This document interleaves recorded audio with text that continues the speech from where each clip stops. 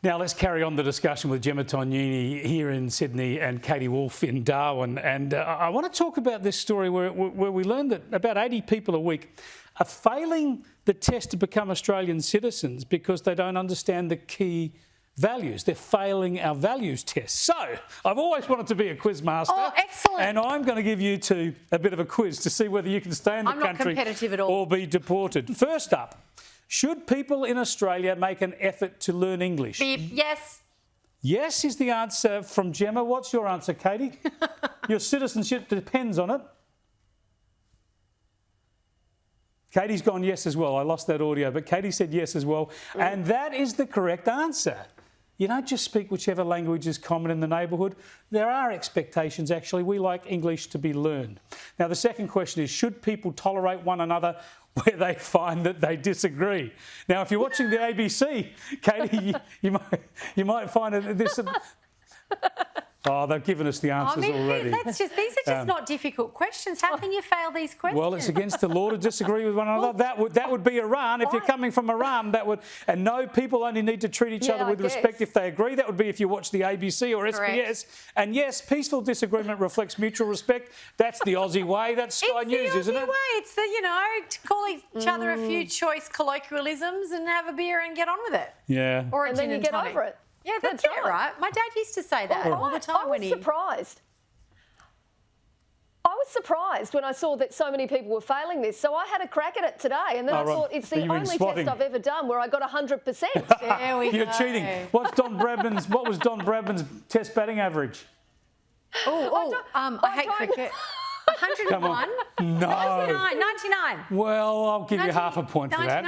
99.94. Oh, come on. Okay. Nearest digit. I thought that might be on the list, but it's not. Very un-Australian. I feel very un-Australian, but I'm a rugby league girl, so I've been raised watching the rugby league, so I can answer those questions. I reckon the Don might have been a rugby league guy too, given he played cricket for St George to start with, I think. But anyway, now let's move on to this other yarn about Peter Dutton giving a bit of a wake-up call to big business. Yes. Don't be sucked down the woke path. A timely call, don't you think? I think it was brave, to be honest, because he is saying what everyone in corporate Australia knows.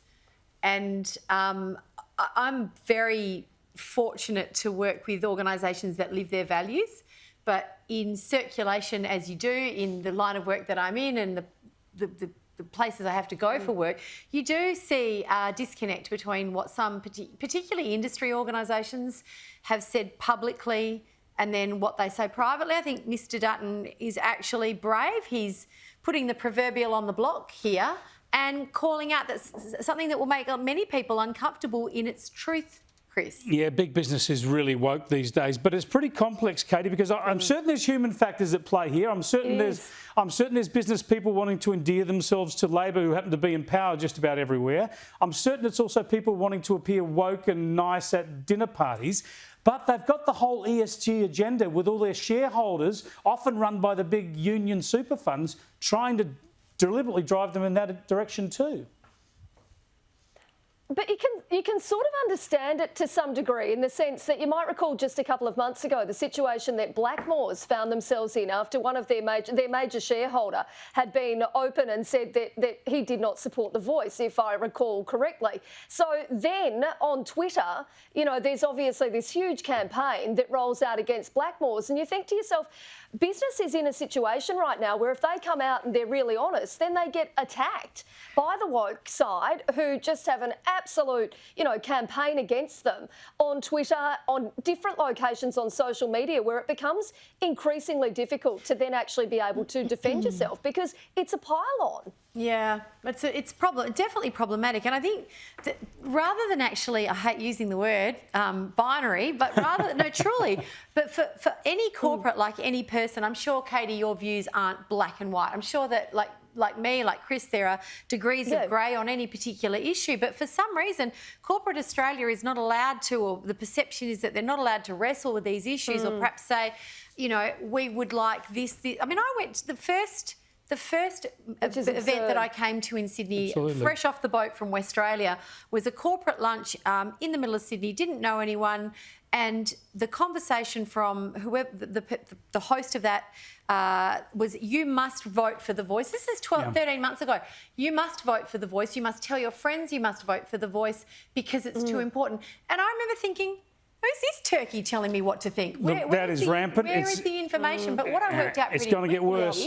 What I worked out pretty quickly that day was no one wanted to say anything, and I knew nobody, and I think I was sick as a dog with the flu. So no one can speak up against that. Well, not in that environment. It's professional suicide. Now, I'm a Voice supporter and advocate, as you know. Correct. But this will count against The Voice. People are going to feel like they're being lectured to and corralled into a position. To the Australian test, to the test of our citizenship, that is, we need to be able to say, I want this question asked. I'm concerned about this, without being told you're a moral failure. As long as you know Don Bradman's batting average, batting average, you can vote either way in the referendum. I do now. Hey, speaking about matters governmental, I'm astounded and a little bit pleased to read about this exchange of letters between Meghan Markle and King Charles III.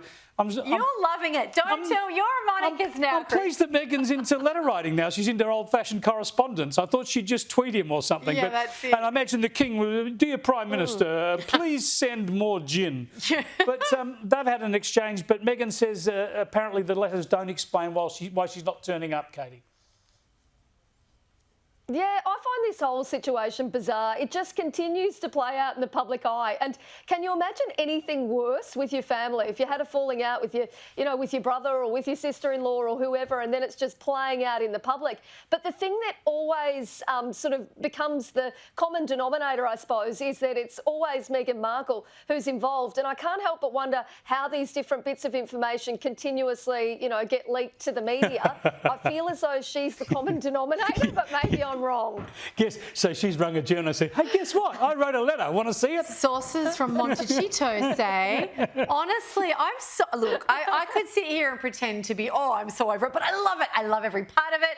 I mean, we talked about last week, if you're an ethnic person and you haven't had a blow up at a wedding, funeral or point of passing away of a relative, you're not really ethnic. So I feel seen. I feel seen. I think people all over the world can relate to this carnival. I tell you, I'm going to say that we could go on for another half an hour here because the last two issues go together, because I saw Tony Abbott on Peter Credlin's program earlier saying he's against The Voice because it addresses hereditary rights.